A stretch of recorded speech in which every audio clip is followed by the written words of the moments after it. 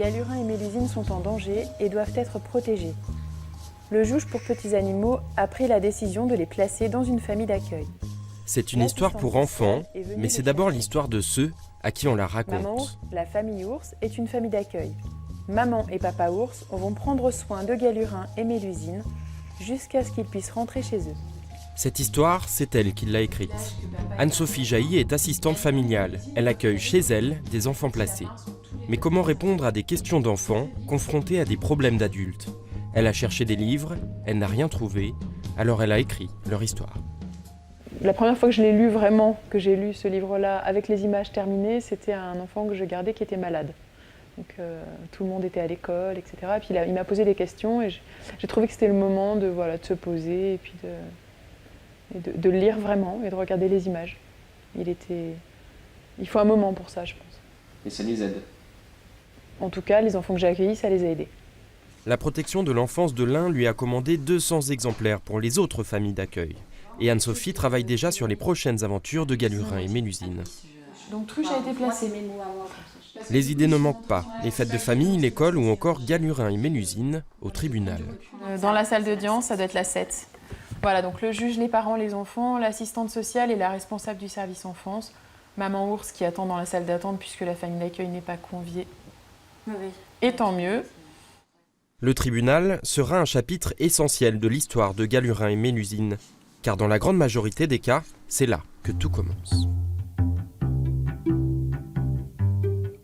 C'est le juge des enfants qui a la responsabilité de décider du placement d'un mineur en danger.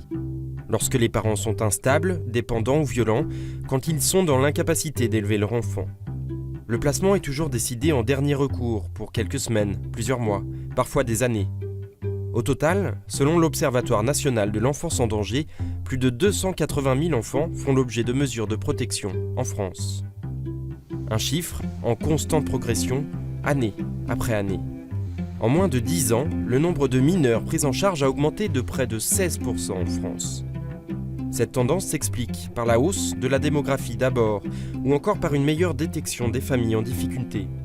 Mais ces dernières années, la tendance a nettement accéléré, et notamment depuis 2008. Comment expliquer cette hausse ? Pour les services de l'enfance, il y aurait un effet indirect mais bien réel lié à la récente crise économique. La crise, elle déséquilibre des familles. Il y a des familles qui peuvent être déjà fragiles. Et puis à un moment donné, un membre du couple et deux membres du couple sont privés d'emploi. Et donc la situation bascule dans plus de difficultés. On peut avoir des personnes qui tombent dans dépendance alcoolique, dans des difficultés multiples et diverses. Ce n'est pas l'aspect économique, puisque le Conseil général apporte aussi des aides financières aux familles qui seraient en difficulté simplement sur le plan économique. Mais cet aspect de l'emploi, etc., fait basculer un certain nombre de personnes qui peuvent être déjà fragiles préalablement. Le phénomène est visible sur tout le territoire et notamment dans l'Ain. Le département a passé la barre des 1000 enfants placés cette année. Pour la plupart, ils sont confiés à des familles d'accueil. C'est moi. C'est ça. Allez, vas-y. Alors ça te... Hein ça te mate, ça. Théo a 8 ans. Il est arrivé chez Nelly et Nicolas il y a 3 mois. Il a pu prendre ses marques au sein de la famille, mais il a d'abord fallu faire connaissance. Ah, regarde, tu vas vendre ta collection de pièces. Pour un enfant qui arrive comme ça, on essaye de se voir un petit peu avant, de passer quelques heures, une après-midi, un repas, une demi-journée ou une journée pour arriver à acclimater l'enfant, qui sache qui on est déjà, qui mette un visage sur un nom et éventuellement l'endroit où il va dormir, pour acclimater l'enfant au maximum. Nelly et Nicolas sont tous les deux salariés par l'aide sociale à l'enfance pour s'occuper à plein temps de mineurs comme Théo. À eux deux, ils peuvent accueillir jusqu'à 4 enfants. Théo restera ici plusieurs mois, d'autres ne sont là que pour quelques jours, mais à chaque fois c'est le premier contact qui reste le moment le plus délicat. Tout le monde s'observe. On est vraiment, on parle et on voit que nous on observe déjà l'enfant, comment il est. Et l'enfant observe déjà la maison, nous, les autres enfants, les chiens. Souvent, ils vont vers les animaux. C'est plus facile. Ça aide énormément. Plus de la moitié des enfants confiés grandissent comme Théo en famille d'accueil. C'est la solution privilégiée par la protection de l'enfance pour les placements de longue durée. Les autres enfants, eux, sont orientés vers les foyers d'hébergement. Cette maison de l'enfance à Bourg-en-Bresse accueille plus de 60 mineurs jour et nuit. Certains attendent ici d'être orientés vers une famille, d'autres sont arrivés en urgence. Le centre peut accueillir des enfants de tous les âges, de l'ado au berceau. Fabrice est l'un des référents de ces enfants, celui avec qui ils mangent, achètent des vêtements ou font leurs devoirs. Et anglais, il s'appelle Joy. John, pour lire correctement, tu vois, quand il y a des points, il faut s'arrêter. Et c'est là où tu respires un petit peu. Mais c'est ce que j'ai fait. Mais non, regarde, je t'imite. Tu veux que je t'imite? Allez, je fais comme Ce foyer est censé être un simple lieu de passage, mais pour certains, il est devenu un véritable lieu de vie. Elle est où la russe? Là. Non, c'est qui lui? Chinois. Eh ben, vite, Nono, parce qu'après, quand Anaïs sort, c'est à toi de faire les devoirs, Coco. Il y a eu des enfants ici qui, du coup, ont commencé par le centre maternel, c'est-à-dire avec leur maman, qui ont été après à la pouponnière. J'ai eu l'exemple d'un enfant qui, du coup, a été donc au centre maternel, pouponnière. Il est reparti chez son père, il est resté quelques mois. Il est revenu au jardin d'enfants, c'est-à-dire les 3-6 ans. Et après, il avait fait les 6-9, les 9-13. Et après, il a fini par partir, il avait peut-être 14-15 ans, et à rentrer chez lui. Alors, ces enfants-là qui sont susceptibles de faire un parcours institutionnel très long, c'est des enfants avec des très grosses carences affectives. L'éducateur doit alors détecter les éventuels traumatismes et gérer les difficultés propres à chaque enfant. Avec ton frère, ça s'est arrangé? Qu'est-ce que tu as envie, toi? Que ça s'arrête. Que ça s'arrête quoi? On se bagarre. Ce que je veux te dire, c'est qu'au lieu de lui balancer des cailloux, au lieu de lui balancer des cailloux à ton frère, je t'ai déjà dit, tu restes calme et puis tu viens voir les éducs. Une tâche qui demande de la disponibilité pour chaque enfant. Mais dans ce foyer, tous les groupes affichent complet. Face à l'augmentation du nombre de mineurs à prendre en charge, le centre est arrivé à saturation. Dans le bureau de la responsable, un sujet de conversation revient régulièrement, le nombre de lits disponibles. Sarah est partie en appartement en ville et donc est-ce qu'on peut considérer que son lit est disponible et qu'on peut accueillir? Pas pour le moment. Voilà. D'accord, donc là le groupe d'adolescents du coup serait à son effectif plein. Chaque lit compte, mais Michel Jacquiot doit régulièrement refuser les demandes des services du département. Pour 2015, nous avons déjà, au jour d'aujourd'hui, eu 55 demandes pour des enfants de la naissance à la majorité. J'ai pu répondre 7 fois oui. 12 fois, j'ai mis mes réponses en instance parce qu'il manquait des éléments, parce qu'il fallait peut-être vérifier certaines données pour ces demandes d'accueil. Mais j'ai dû dire plus de 30 fois non à ces demandes d'accueil. Je n'ai pas assez de place pour satisfaire toutes les demandes et tous les enfants qui nécessiteraient d'un accueil au titre de la protection de l'enfance. Pourtant, dans certains cas d'urgence et quand aucune place n'est disponible ailleurs, Michel Jacquiot est bien obligé de se créer des places, coûte que coûte. Si je n'ai pas vraiment de lit, eh bien, je vais sortir un lit d'appoint. C'est souvent ce qu'on fait. Enfin, voilà, un lit pliant qu'on met à disposition de l'enfant. Satisfaisant. C'est pas satisfaisant parce que j'ouvre un lit d'appoint dans le salon, dans un lieu qui n'est pas adapté. Vous voulez du fromage? Oui? Le groupe des 3 à 6 ans, ils sont tous là depuis au moins 6 mois, certains depuis 2 ans.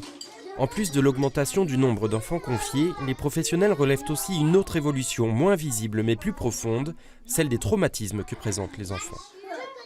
Là, en 15 ans, c'est ce qu'on se faisait la remarque en équipe, c'est qu'on avait 1 ou 2 enfants en grande difficulté dans le groupe. Sur une douzaine d'enfants. Là, on va dire qu'il y en a entre 6 et 8 sur le groupe qui sont des enfants en grande difficulté, donc qui demandent beaucoup d'attention, beaucoup de présence et un accompagnement de tout le temps. Et on a de plus en plus d'enfants qui arrivent à 4-5 ans, par exemple, qui ne savent pas faire un câlin. Quand on leur dit « tu veux faire un câlin, peut-être que ça peut te faire du bien », ils arrivent vers vous, ils ne savent même pas comment se positionner. Enfin, voilà, des choses de tout petits qu'ils n'ont pas eues et que ça, il y a encore une dizaine d'années, on n'avait pas d'enfants qui arrivaient comme ça. On avait des enfants qui étaient un peu négligés, ou voilà, mais on n'avait pas d'enfants qui arrivaient complètement démunis à ce point-là. Il y a plein d'oiseaux, ils sont allés chercher un grand sapin qu'ils ont acheté dans le magasin. T'as vu ? Ils le traînent, ils le traînent, ils le traînent pour l'emmener jusque dans leur maison. Et après, qu'est-ce qu'ils vont faire ? Là, ils vont le décorer. Dans le TGV. Ah, et du coup, là, comme le train, il a été réparé, qu'il a pu faire tout son voyage et arriver à la dernière gare. Il a fait. Ouais, ça fait un petit peu peur, hein, des fois, quand il va vite. Aussi, moi, j'ai pris. Avec mon papa, on a pris un avion. Oui, je vais venir te voir, Estelle, t'inquiète pas, je t'oublie pas. Demain et vendredi, je travaille pas, mais je vous oublie pas, je suis dans ma maison, je vais penser fort à vous. Et je reviens samedi matin pour toute la journée et dimanche pour toute la journée. D'accord? Tiens, faire un câlinou? Ou pas de câlinou?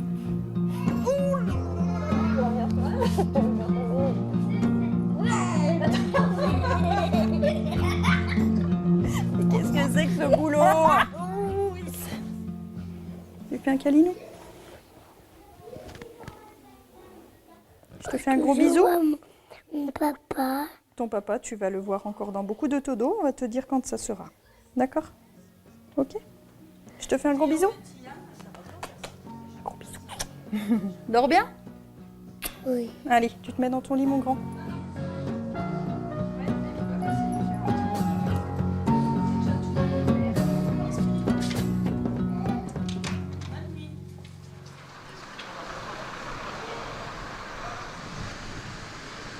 On avait 922, on est passé à 1062 donc cette année. Donc on voit que ça continue à augmenter. On a trouvé des solutions pour tous les enfants, donc on n'a pas de difficulté pour le moment, mais la situation sera très tendue en début d'année scolaire. Dans les bureaux du conseil départemental, on jongle avec les chiffres. Les responsables de la protection de l'enfance doivent répondre aux besoins de placement sur tout le département. Des besoins qui augmentent alors que le budget, lui, a baissé pour la première fois en 2015 avec la baisse des dotations de l'État. On aura 49 nouvelles situations donc sur lesquelles on a trouvé des places, soit en famille d'accueil, soit en établissement. 49 qui arrivent en septembre? Qui vont arriver entre juin et septembre. Donc là, ces dernières années, le budget avait toujours augmenté pour faire face à la hausse du nombre de placements. Mais pour l'avenir, la question budgétaire semble un peu plus incertaine. On reste dans le cadre budgétaire, mais aujourd'hui, si les structures ne sont pas en nombre suffisant, ou si les structures devaient augmenter trop et qu'on dépassait le budget, là, effectivement, vous avez tout à fait raison, on regarderait au plus près le budget pour accueillir toujours au mieux les enfants et permettre aussi aux familles d'accueil d'avoir des bonnes conditions d'accueil. Ces dernières années, les services de l'Ain n'arrivaient pas à placer tous les mineurs dont ils avaient la charge. Jusqu'à 20% des enfants de l'Ain ont ainsi dû être dirigés vers des départements voisins. Toujours plus loin de chez eux, toujours plus loin de leur famille. Face à la hausse, le département a décidé d'augmenter ses capacités. Il a embauché de nouvelles familles d'accueil, des familles qu'il faut former. Ces assistants familiaux ont commencé le métier il y a quelques mois. Avec une psychologue, ils font régulièrement un bilan de leur activité. Je me dis, est-ce qu'il faut que je me retienne quand de la serrer dans mes bras, pas devant elle, pas avoir de moment de tendresse avec ma fille devant elle, pas de câlin, de bisous avec mon mari. Voilà, est-ce que tout ça, est-ce que pour elle, il faut qu'on se limite? Est-ce que... Je pense pas qu'il faille se limiter dans des marques d'affection vis-à-vis de ta fille ou de ton mari. Moi, dans le cadre de mon accueil, le petit ne demande aucune marque d'affection. Jamais. Il n'embrasse personne, il ne dit pratiquement rien. Il a 5 ans, il en aura bientôt 6. Et il a son doudou et c'est tout. Il ne m'a jamais embrassé, il ne m'a jamais demandé quoi que ce soit. Le jour où cet enfant me demandera un câlin, je lui ferai mais volontiers. Mais pour l'instant, moi, je me dis... Mes enfants aussi, ils ont besoin d'affection, je ne vais pas me garder de ça. Effectivement, dans le travail de famille d'accueil, il y a aussi ce moment où on accepte qu'on ne peut pas tout combler et tout réparer par l'accueil familial. Avant de faire le métier, avant de rentrer dedans, on s'imagine qu'on va révolutionner le monde et que tous les enfants malheureux, on va les rendre heureux. Mais non, ça ne se passe pas comme ça. On va leur apporter quelque chose de différents qu'ils ont eu jusqu'à présent, mais on ne pourra pas réparer ce qui s'est passé. Et elle dit qu'une famille d'accueil, pour elle, ça ne lui convient pas. Tiens, fais un petit cœur, toi, et après tu feras le bonhomme.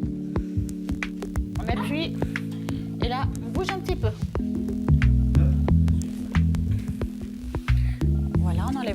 c'est très bien.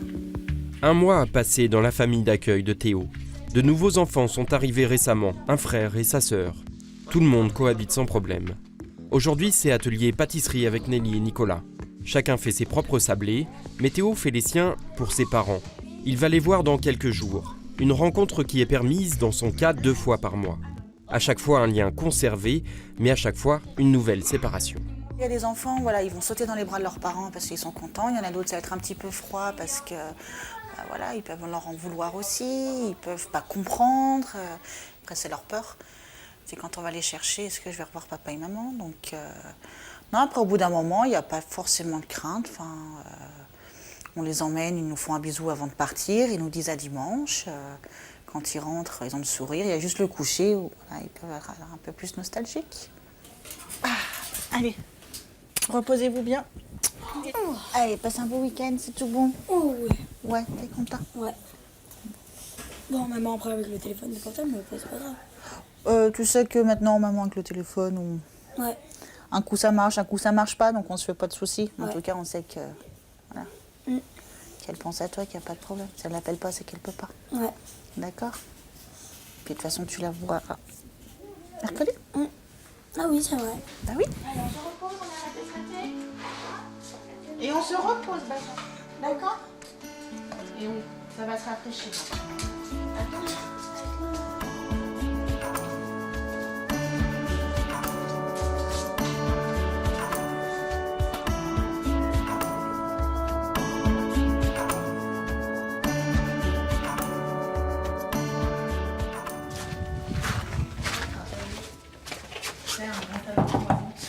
Tac tac.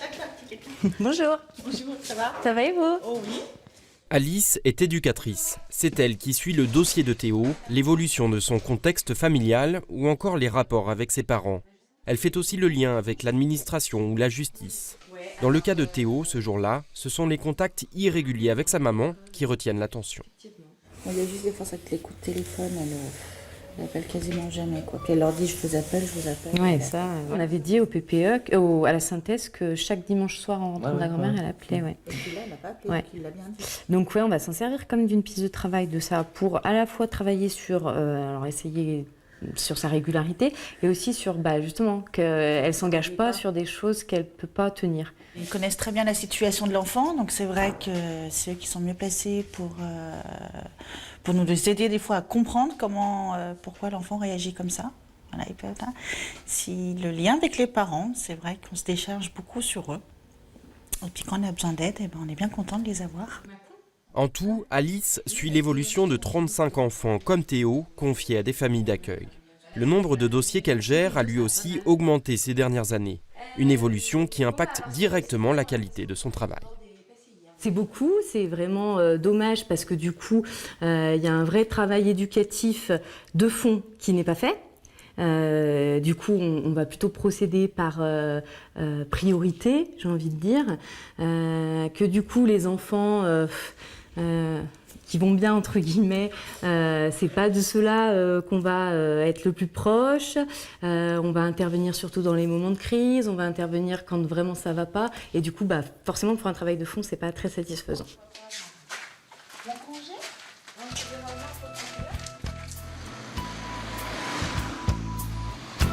Julie, elle aussi, est éducatrice. Elle aussi est sur les routes pour aller au contact des familles.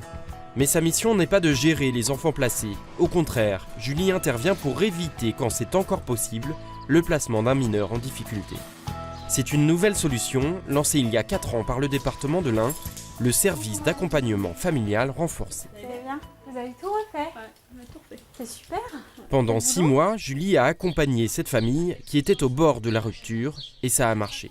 Et puis on a fait plein de photos ensemble, chose que oui. ils ne faisaient pas avant, C'est alors vrai. que là j'ai dit ouais tu veux pas faire une photo avec maman et tout.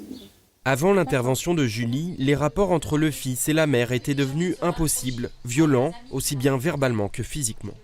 Quand je suis arrivée au départ, Fabien et sa maman ne se parlaient pas, ne communiquaient pas.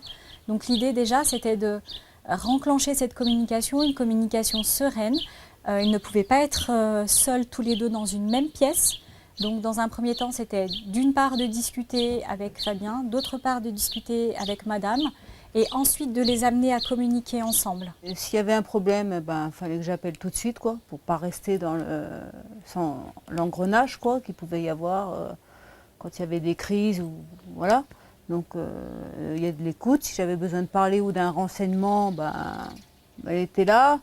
Après, sur les derniers temps, c'est vrai qu'elle nous a beaucoup aidés. C'était pour chercher justement et aider Fabien à trouver une école dans la région parisienne, ce qui n'a pas été évident. Donc elle a fait pas mal de papiers, de démarches que moi-même j'étais incapable de faire parce que j'étais un peu paumée, quoi. Donc c'est elle qui a tout géré un peu, a géré un peu la famille, quoi, on va dire. Le département de l'Ain fait partie des précurseurs dans cette nouvelle approche qui permet aussi de contenir l'augmentation des prises en charge. Éviter à tout prix les placements, c'est justement l'un des combats de ce jeune homme. Adrien a été placé en famille et en foyer d'accueil pendant 14 ans. Aujourd'hui majeur, il va taper à toutes les portes pour faire entendre sa parole. Ce jour-là, il est reçu par l'aide sociale à l'enfance de la métropole de Lyon. Et c'est pour ça que j'ai alerté aussi la protection de l'enfance, dire quelle solution je propose et quelle solution vous pouvez proposer à ses parents. Adrien milite pour l'amélioration du suivi des parents et pour qu'ils soient davantage responsabilisés. Mais ce n'est qu'un de ses combats, parmi tant d'autres. Aujourd'hui étudiant, le jeune homme subsiste grâce à une bourse. À 23 ans, il tente de se construire un avenir alors qu'il est poursuivi par son passé. Passer un bac tout seul, sans soutien, s'inscrire, faire les démarches dans l'enseignement supérieur, rencontrer les chefs d'établissement. Moi, je suis allé dans des journées portes ouvertes où les jeunes allaient avec leurs parents et ça me faisait un peu mal au cœur parce que je me disais d'un côté, quand vous voyez des parents accompagner leurs enfants, vous voyez que les parents sont attachés à la réussite de leurs enfants et que moi, je vais tout seul et qu'il n'y a aucun acte d'accompagnement. Adrien n'en finit pas d'exorciser son passé. Il s'est lancé dans l'écriture d'un livre. Il y raconte ses parents, ses familles, ses souvenirs. On est dans une voiture, je me rappelle, j'étais avec mon demi-frère. Et là, il y a une éducatrice avec une personne de l'IDEF, de l'Institut départemental de l'enfance et de la famille, qui nous accompagne dans cette famille d'accueil-là. En tant que petit, vous ne savez pas ce qui se passe. Vous savez juste qu'on vous amène quelque part. Je sais que c'était une chambre, j'étais tout seul, avec un bureau, un lit, la fenêtre elle donnait au jardin. Le très peu d'affaires qu'on a, il faut qu'on le remette dans les cartons, dans les valises. Donc c'est un paradoxe. En fait, on te dit mets-toi à l'aise, il faut que tu sentes chez toi, mais par contre, on te met en garde que du jour au lendemain, il faut que tu prépares ta valise pour partir ailleurs, dans l'inconnu. On a l'impression d'être, entre guillemets, ça va être violent, le déchet. Le déchet d'un parent qui n'a pas assumé ses enfants. Et d'un déchet, d'un fardeau qu'on se passe, j'ai pas eu de jeunesse, j'ai pas eu d'enfance.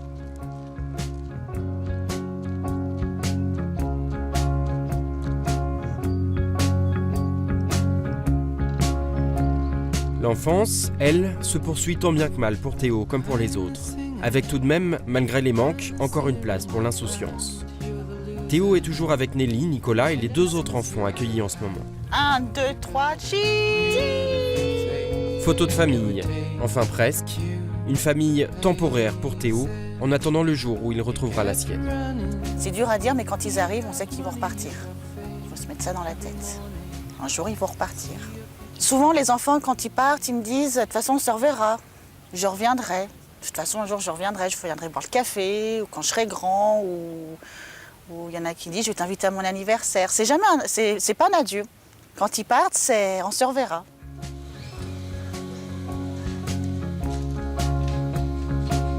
Mais pour l'instant, c'est ici que les années passent. Le quotidien et les grands jours aussi. Dans cette famille provisoire, Théo grandit. Dismiss you out